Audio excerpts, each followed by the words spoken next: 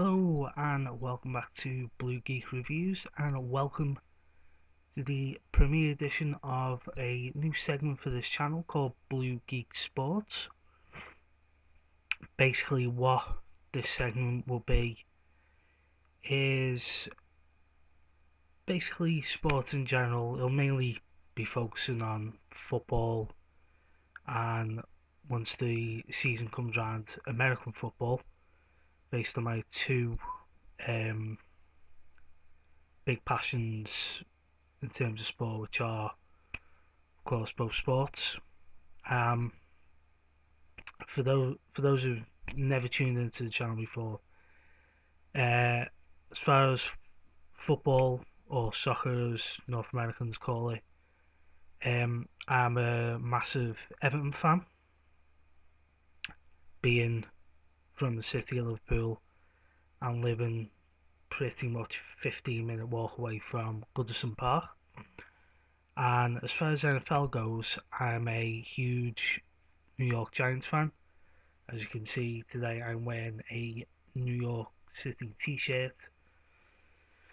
Can't wait for the NFL season to start, but that's not until September. Before then is, of course, the Premier League season. And today, the Premier League released their fixtures for the 2018-2019 season. And obviously for me, being an Everton fan, the first game I picked out, our opening fixture, is against the Football League Championship winners, Wolverhampton Wanderers, away from home. Always tricky playing a newly promoted side on the opening day of the season because they'll be full of confidence. On past experience, we've not had that good a record among you against Wolves. I don't think the last time we played them, we actually did win 3-0. But it's a big test. Of course, for those of you who don't know, Everton have got a new manager for this season in the former Watford manager Marco Silva. So that will be his first game in charge, his first competitive game. As far as first home game goes, in an ironic turn, our first home game of the season is actually a repeat of our last home game from this season just finished against Southampton.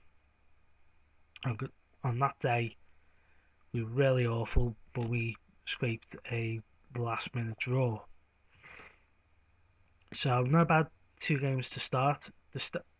Of the other Premier League fixtures for the opening day, the standout game, without question, is at the Emirates, where Unai Emery begins a new era for Arsenal against champions Manchester City. And it doesn't get any easier for Emery as his induction to Premier League life, as Arsenal's second game is against Chelsea, the FA Cup holders. So, yeah, Premier League fixtures out, but today, that's took all the focus this morning. But in just over 2 hours' time, the day has finally arrived. The FIFA World Cup kicks off this afternoon, 4 o'clock this afternoon. In fact, the host nation against Russia against Saudi Arabia.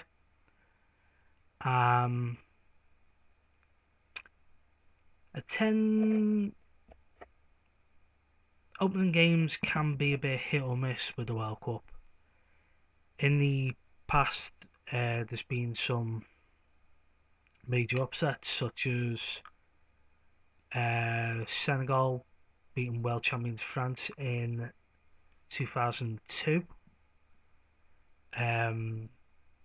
Cameroon causing one of the biggest upsets of all time to kick off Italian 90, beating Argentina, who again went into that tournament as world champions. Of course, me being from England, following the national team, England kick off their campaign on Monday against Tunisia, the same team we played to kick off our World Cup campaign back in 1998. Just want the build up to the tournament has been rigged with controversy, basically due to issues with hooliganism in Russia, racism, and overall accusations of bribery for how Russia got to have the World Cup. But by all accounts, the fans that have already arrived in Russia have been in good spirits. There was videos doing rounds of the Argentinian fans getting into the party atmosphere. So fingers crossed, everything goes off well. Spain, of course, one of the biggest shockers of the tournament so far before the ball's even kicked, as they sacked their head coach. I can't pronounce the guy's name, unfortunately. Basically, it was announced on Wednesday that the Spanish head coach was lined up to replace Zinedine Zidane as the Real Madrid manager after the tournament. But as it transpired, the Spanish FA knew nothing about the fact that he'd spoken to Madrid and agreed to deal to sign for Madrid until 15 minutes before Real announced it. And despite protests from the Spanish squad, the Spanish FA actually sacked him yesterday afternoon, which you can understand why they've done it, but to cause that much disruption on the eve of a major tournament is a bit short-sighted in a way. But what's happened is they've drafted in former Spanish international Fernando Hierro to take charge of the team through the tournament. Whether that leads to a permanent role is unclear, but it can't be that good for squad morale to have a coach replacement so close to the tournament. In fact, Spain kick off their campaign in the final game tomorrow evening against European champions Portugal, which was already set to be a cracking game, but now that's got that added bit of spice to it. So just go to some quick thoughts on this weekend's opening games. There's 11 games in all across between this afternoon and Sunday. If I just get the schedule up. So as far as the first game, Russia and Saudi Arabia, you'd have to say the hosts are the favourites for that one. But as I said, opening games of a tournament can cause big shocks, especially in the World Cup. But it should be a victory for the host nation. So that's the one solitary game for today. The tournament really kicks into gear tomorrow. The opening game tomorrow is the second game from Group A, which is Egypt, with some doubt over Liverpool's Mo Salah and his fitness after the shoulder injury in the Champions League final. They take on Uruguay, who are always good value for doing well in recent tournaments. Of course, they have the firepower of Luis Suarez and Edison Cavani.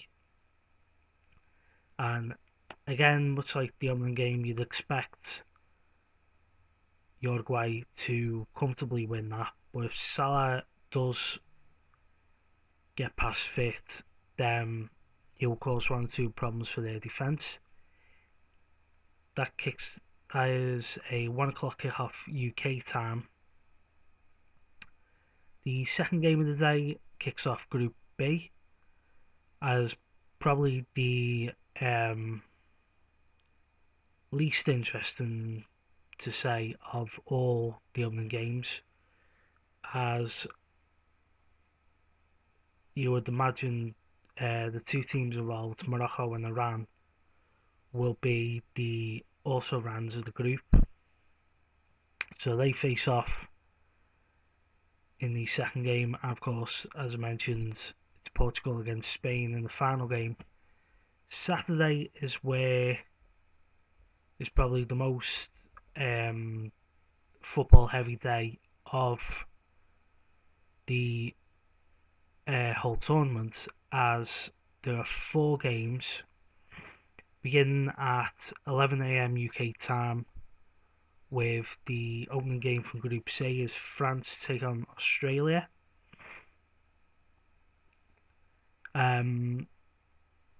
France, quite heavy favourites going into this tournament. They do have a fairly strong squad, bolstered by the dual firepower of Antoine Griezmann of Atletico Madrid and Kylian Mbappe of Paris Saint-Germain. Australia, it's a largely unfamiliar squad this time round, although they do have the experience in former Everton midfielder Tim Cahill, who's appearing in his 4th World Cup and is out to score in a 4th World Cup. Group D is where the second game of the day takes place, and that is another, what you'd say, going to form game, as Argentina, Messi, Aguero, et al. They kick off against World Cup debutants Iceland. Now, Iceland, if you think back 2 years ago to the Euros, they were not fancied much going into that tournament, and yet they caused one of the biggest upsets of the tournament by knocking out England in the first knockout rounds. So if Argentina aren't at their best, Iceland could be a real danger in that one. Game 3 on Saturday is Peru against Denmark from Group C. Denmark have got the better tournament experience, especially in World Cups. But South American sides are always tricky, especially slightly inexperienced as Peru are. And the final game of the tournament, final game of Saturday, is the second game in Group D, as Croatia, who are not as strong as they were in past tournaments, take on an exciting young Nigeria side, who you would fancy to be the weak link of the group, but They did cause England a few problems a couple of weeks back in a friendly at Wembley, so they may cause a few problems. And then finally, the opening weekend of the tournament concludes on Sunday, and on Sunday is where Group E kicks off, and the opening game of that is one of the surprise packages from the last World Cup, Costa Rica, as they take on Serbia. That's the first game of the day. Second game of the day kicks off Group F as the world champions begin the defence of the trophy, Germany, as they take on Mexico. That should be a really good game. A lot of exciting plays on both sides, particularly Mexico. You've got the experience of West Ham's Javier Hernandez and the young winger Lozano. And the final game of Sunday sees Brazil kick off what seemed for them as a redemption tournament after their humiliation on home soil last time out, and they take on Switzerland in their opener. And you would imagine that those two nations will be fighting out for the qualification spots. So that is the lineup for the opening games of the tournament. As far as my viewing of the tournament, I will be catching this afternoon's game, or all three games I'll be able to watch tomorrow, but the weekend's games, due to being in work, I will actually miss pretty much all of the games. I should, pens and buses, I should get home in time for Croatia Nigeria on Saturday, and Brazil Switzerland on Sunday. But the other 5 games I will actually miss. I'll have to catch on highlight form. But as far as keeping things up to date with the World Cup, the plan is to do a review of the games every Monday and Thursday starting next week. So Monday's video, I'll round up everything that happened today, tomorrow, Saturday, Sunday, as I'll see in the games in some form, either live or in highlight form. And Monday I will give a preview for Monday's games, which are Sweden, South Korea, Belgium, Panama, and of course England's game. And Tuesday's games, which are the 2 games in Group H between Colombia and Japan, and Poland and Senegal, and Russia's second game of the group against Egypt. And then so forth Wednesday's games, and they will be reviewed. The the Monday, Tuesday, Wednesday action will be reviewed on the Thursday video, and again I'll preview the Thursday through Sunday games and so forth. As I'm looking through the schedule now, When it gets to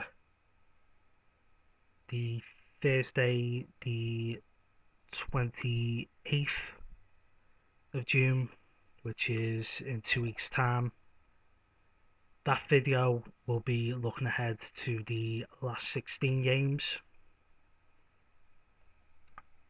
and the tournament will continue going on from there. But that is it. That is just my quick preview, reaction to the Premier League fixtures, previewing the World Cup, plans for what to do for the World Cup. So check back here on Monday for a review of all the opening weekend's action, preview to the early midweek action. So until then, like, share, subscribe, comment down below. This has been Blue Geek Reviews. This has been the debut edition of Blue Geek Sports. I'm the Blue Geek. See you on Monday.